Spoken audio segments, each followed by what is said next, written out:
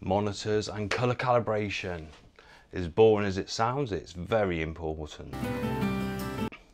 Monitors, it's obviously a staple of all photographers and videographers, and there's just a couple of things you really need to know. It's going to be a short one today because unless you want to get really techie and go over the real fine details, there's only some little bits you need to know about really.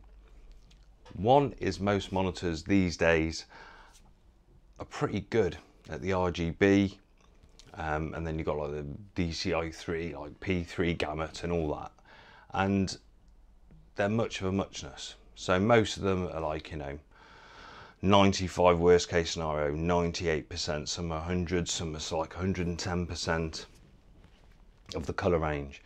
And most people, especially photographers, are outputting RGB anyway, colour profile. So that's what you see on Facebook, websites.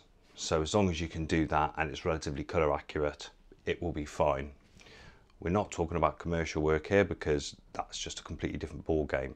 And we're not talking about videographers who actually work in the film space, because most of them are using a mastering screen, which are like anywhere from 1,000 nits to 5,000 nits. And again, that is, they're like 30 grand up. And also, if you actually compare one of those to something like this, which is a gaming stroke editing monitor, which I use, the color looks different again. So sort of more expensive you go, the more accurate it is, but most of us are not in that realm. So something like this, I do a bit of gaming, my son plays on it as well, and I do all my editing and my video editing, and it suits my needs. The key thing here is that I have had it calibrated, which I did myself. I think it's a Spider 5 I've got. I just got it because it was discounted. Again, most of them are really good, so go out there, have a look at Wex Photographic. That's where I get most of my stuff from. And you can get one relatively cheap. There's normally a discount going on, so have a look there. Stick it on, do the calibration, and it's relatively straightforward. The main thing that you need to worry about is what nits you actually got the monitor set at. And most photographers, I'm not too sure about videographers, but are setting between 80 to 120 nits. Now, if you're gaming, obviously you'd set another profile for that, because most people these days have got HDR as well, so they'll be setting it at, like 400 or up to get the maximum dynamic range, especially if you're using an OLED or something like that. But this, for instance, I can't remember if it's IPS or VA, but anyway, it's 144 hertz gaming thing, 4K, but it's set at 80 nits. I use that for gaming as well at 80 because I can't bother to change it.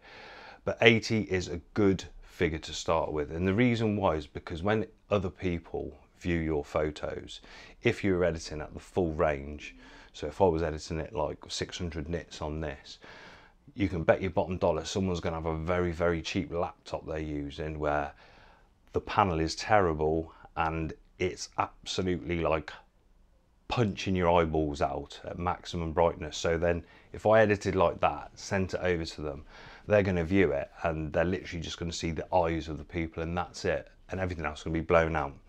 So it's very important that that is sort of like the base rate you work at, 80 to 120 nits.